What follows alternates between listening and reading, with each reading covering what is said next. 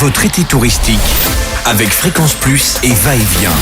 Votre magazine touristique Bourgogne-Franche-Comté. Dans ce nouvel épisode, nous partons à la découverte du canal du Nivernais entre Decize dans la Nièvre et Auxerre dans l'Yonne. Cet ingénieux canal offre 174 km de déconnexion. C'est le deuxième canal en France pour la navigation fluviale où l'on peut embarquer le temps d'un week-end ou une dizaine de jours pour réaliser le circuit intégral. Et si vous n'avez pas le pied marin, vous pouvez faire sa connaissance de bien d'autres manières, proposées par Morgane Bornet, chargée de la base de données et des relations presse de Nièvre Attractive, agence d'attractivité et de développement touristique de la Nièvre. Bonjour Morgane. Bonjour Cynthia, bonjour à tous les auditeurs de Fréquence Plus. Alors qu'est-ce qui fait du canal du Nivernais un ingénieux canal ?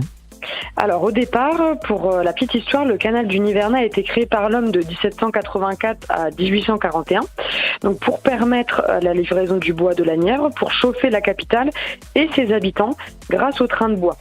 Donc avec l'arrivée du charbon et du chemin de fer, il a fallu y trouver une autre utilité et ainsi de 1972 à nos jours, on navigue sur le canal et c'est maintenant le deuxième canal de plaisance en France. Le canal du Nivernais, c'est aussi un symbole d'ingéniosité, comme vous l'avez si bien dit, de l'époque, avec ses 110 écluses et ses nombreux ouvrages d'art, des ponts-canaux jusqu'aux voûtes. Donc après, je peux vous raconter un petit peu l'histoire de ces différents ouvrages qui font du coup la genèse et toute l'authenticité de ce canal. Donc on a des barrages à aiguilles qui, eux, ont pour but de créer une retenue d'eau pour alimenter le canal en cas de niveau insuffisant. Des ponts-levis qui sont situés donc bien sûr entre les écluses 34 et 35. Donc on a deux ponts-levis à Dirolles, celui de Toury en bois et celui du Marais en métal. Et à l'époque, ils étaient manuels, mais bien sûr aujourd'hui, ils sont tous mécanisés. Les voûtes de la Collencelle, donc ce sont 3 tunnels creusés dans la montagne, la Collencelle, pour faire passer le canal. Les voûtes qui mesurent 758 mètres de long. Donc on a aussi le fameux pont-canal de Mingot à Châtillon-en-Bazois qui enjambe le cours d'eau l'Aron, où on peut retrouver aussi l'aqueduc de Montroyon qui a été construit pour faire passer la Rigoldione qui elle alimente lui-même le canal du Nivernais. Et en dernier point, donc l'échelle de Sardy qui est composée de 16 écluses qui permettent aux bateaux de gravir du coup les 40 mètres de dénivelé pour atteindre la vallée de Sardy. Et quel genre de balade et de découverte peut-on faire autour du canal du Nivernais ? Alors effectivement, il n'y a pas que des croisières fluviales sur le canal, on peut aussi pratiquer plein d'autres activités.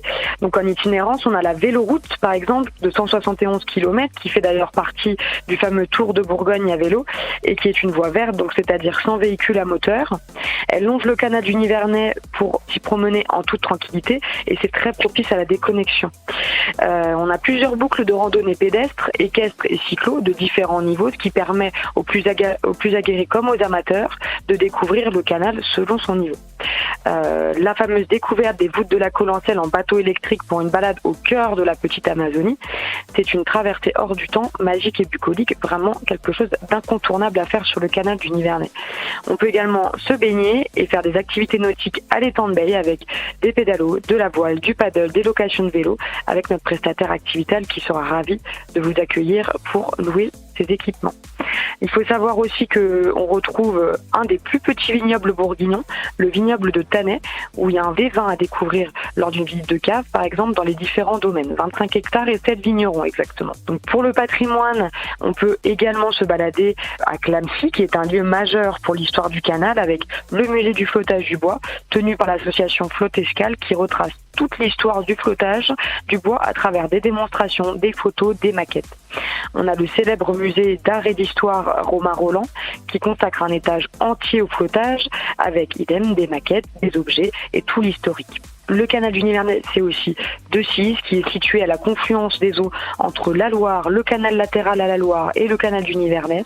La ville de Decize est construite sur une île rocheuse et devient rapidement un point névralgique où le commerce prospère. Et pour finir, donc à Corbigny, on a la célèbre abbaye avec sa particularité de salle rénovée. Elle est classée monument historique en 2001 et maintenant elle est devenue un lieu de création, de diffusion artistique, tout comme le village, lieu de nombreuses animations culturelles. Justement, quelles sont les prochaines animations culturelles qui feront pétiller la Nièvre et le canal du Nivernais ? Il y a tout un tas d'animations et de manifestations. D'ailleurs, ce soir, il y a un concert à l'Étang de Beille qui s'appelle les Jeudis de l'Étang. Et vous pouvez aussi voir les fêtes musicales de Corbigny jusqu'au 10 août. Mais vous retrouverez tout sur nos sites internet, donc autour du canal du Nivernais, donc www.canal-du-nivernais.com et sur le site de Nièvre Tourisme, donc www.nièvre-tourisme.com. Merci Morgane Bornet, chargée de la base de données et des relations presse de Nièvre Attractive, agence d'attractivité et de développement touristique de la Nièvre. Et maintenant, suivez vos envies. La Bourgogne-Franche-Comté n'a pas fini de vous surprendre. Votre été touristique, vivez-le avec Fréquence Plus et Va-et-Vient. Votre magazine touristique Bourgogne-Franche-Comté fête ses 10 ans.